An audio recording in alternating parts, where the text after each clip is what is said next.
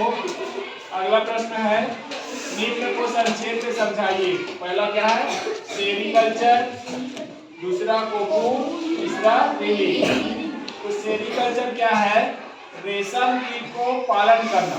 ठीक है, रेशम कीट का क्या करना? पालन करना और उससे रेशम का उत्पादन करना क्या कहलाता है? सेरीकल्चर। दूसरा कोकून। कोकून क्या है? तो हमने जो रेशम कीट का जीवन चक्र पढ़ा है उसमें देखे हैं कि लार्वा क्या करता है? अपने लार को अपने चारों ओर क्या करने लगता है? लपेटने लगता है। ठीक है, लार्वा का जो लार, प्रोटीन वाला लार जब हवा के संपर्क में आता है तो क्या बन जाता है? रेशा।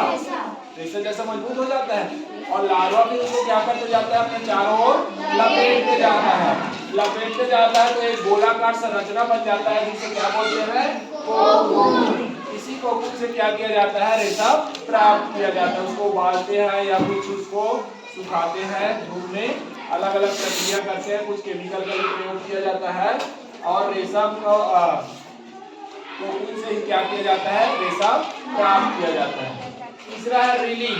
रिलीज है ना, तो कोकून को उबाल के उसके रेशों को अलग करके उसको लपेट के धागा बनाना। ठीक है, क्या कहलाता है? रिलीज। रिलीज क्या है? तो कोकून से रेशम के रेशों को अलग करके उससे धागे बनाने की प्रक्रिया क्या कहलाता है? रिलीज कहलाता है।